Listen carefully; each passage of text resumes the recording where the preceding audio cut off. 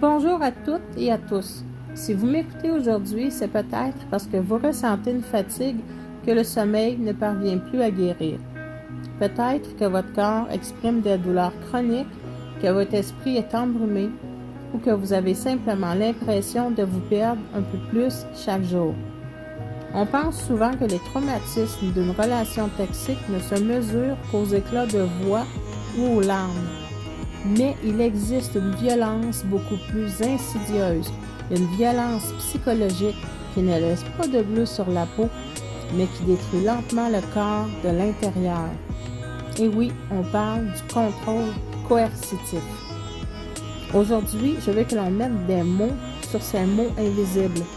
Nous allons comprendre ensemble ce qu'est réellement le contrôle coercitif et surtout analyser ses effets secondaires dévastateurs sur notre santé physique, cognitive et émotionnelle. Si votre corps crie en ce moment, vous allez enfin comprendre pourquoi. Mais qu'est-ce que le contrôle coercitif? Avant de parler de la santé, il est essentiel de bien définir ce phénomène. Le contrôle coercitif n'est pas une simple dispute de couple. Ce n'est pas non plus un événement isolé. C'est une stratégie. Une toile d'araignée tissée jour après jour par un partenaire manipulateur pour vous priver de votre liberté, de votre autonomie et de votre estime de soi. Cela se manifeste par une surveillance constante de vos messages, une critique systématique de vos vêtements, une gestion abusive de vos finances et un isolement progressif de vos amis et de votre famille. Le manipulateur crée un climat de peur, de culpabilité et de dépendance. Vous finissez par marcher sur des œufs 24 heures sur 24 dans votre propre foyer en essayant d'anticiper la prochaine crise. Et c'est précisément cette tension permanente qui déclenche une véritable tempête à l'intérieur de votre corps. Parlons des ravages physiques et physiologiques. Le premier système à écoper est notre système nerveux. Lorsque vous vivez sous l'emprise du contrôle coercitif, votre cerveau perçoit un danger de mort imminent et constant. Il sécrète alors du cortisol et de l'adrénaline à haute dose. C'est ce qu'on appelle le stress chronique. Votre corps est en mode alerte maximale en permanence sans jamais pouvoir redescendre. À long terme, ce surplus d'hormones toxiques épuise littéralement vos organes. C'est là qu'apparaissent de profonds troubles du sommeil. Vous souffrez d'insomnie, de réveils nocturnes ou de cauchemars car votre cerveau refuse de relâcher sa vigilance, même la nuit. Vous vous réveillez plus fatigué que la veille. Un autre symptôme physique très révélateur et pourtant méconnu est le soupir psychogène. C'est ce besoin constant, presque inconscient, de chercher son heure. Vous prenez de grandes inspirations cutanées où vous soupirez régulièrement, comme si vos poumons n'arrivaient jamais à se remplir complètement. C'est le poids invisible de l'anxiété de survie qui oppresse votre cage thoracique. Et que dire de l'impact cognitif? C'est un cerveau qui sature. Le contrôle coercitif ne fatigue pas que les muscles, il sature littéralement le cerveau. À force d'analyser chaque mot pour éviter un conflit, une profonde confusion mentale s'installe. Vous ressentez un brouillard permanent, des difficultés de concentration et une perte de mémoire à court terme. Vous oubliez où sont vos clés, vous perdez le fil de vos idées. Ce n'est pas parce que vous perdez la tête, c'est parce que votre cerveau consacre 99% de son énergie à une seule tâche, survivre à l'emprise. De cette confusion naît la paralysie décisionnelle.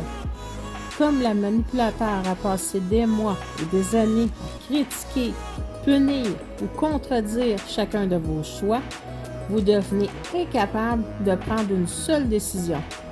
Choisir un repas au restaurant, une couleur de vêtement ou une sortie devient une source d'angoisse immense. Vous avez été conditionné à douter de votre propre jugement. Maintenant, parlons de la destruction psychologique et identitaire. Le but ultime du contrôle coercitif est la dépersonnalisation.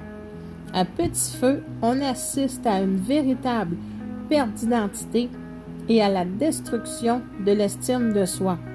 Vous oubliez ce que vous aimez, ce qui vous faisait rire, vos passions.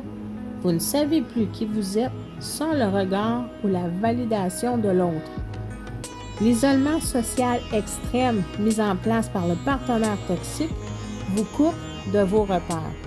Ce sentiment d'enfermement combiné à l'usure du corps ouvre la porte aux diagnostics médicaux lourds, troubles anxieux généraux, dépression profonde et dans les moments les plus sombres, des idées suicidaires. Le corps et l'esprit crient simplement que la situation est devenue intolérable. Même après avoir quitté la relation, le système nerveux reste coincé dans le passé, développant un état de stress post-traumatique où le moindre bruit ou mot déclenche une panique viscérale. Parlons maintenant de l'impact sur la vie concrète. Malheureusement, cette destruction de la santé se répercute directement sur votre autonomie au quotidien. Il devient difficile, voire impossible, de maintenir un emploi à temps plein ou de gérer les tâches administratives courantes. Cette perte d'autonomie mène fréquemment à une grande précarité financière, soit parce que le manipulateur a orchestré un contrôle économique serré, soit parce que votre état de santé physique est tellement dégradé que vous n'avez plus la force de travailler.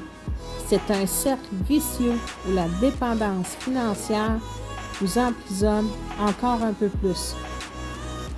Si vous vous êtes reconnu dans cette liste, je veux que vous écoutiez très attentivement ce qui va suivre. Vous n'êtes pas folle et vous n'êtes pas faible et vous n'êtes pas malade par hasard. Votre corps est simplement une machine extraordinaire qui a tout donné pour vous protéger dans un environnement hostile. Tous ces symptômes sont la preuve que vous avez subi une violence psychologique extrême. La bonne nouvelle, c'est que le corps humain possède une résilience incroyable. Lorsque le contrôle s'arrête, lorsque la sécurité revient, le système nerveux finit par s'apaiser. Le brouillard se dissipe, l'air entre à nouveau dans les poumons et l'identité renaît. On peut enfin guérir. J'ai personnellement traversé ce désert et je consacre d'ailleurs tout un chapitre de ma biographie en cours d'écriture à cette reconstruction physique et financière. Si cette vidéo vous a aidé à comprendre vos propres douleurs, s'il vous plaît, écrivez-le en commentaire.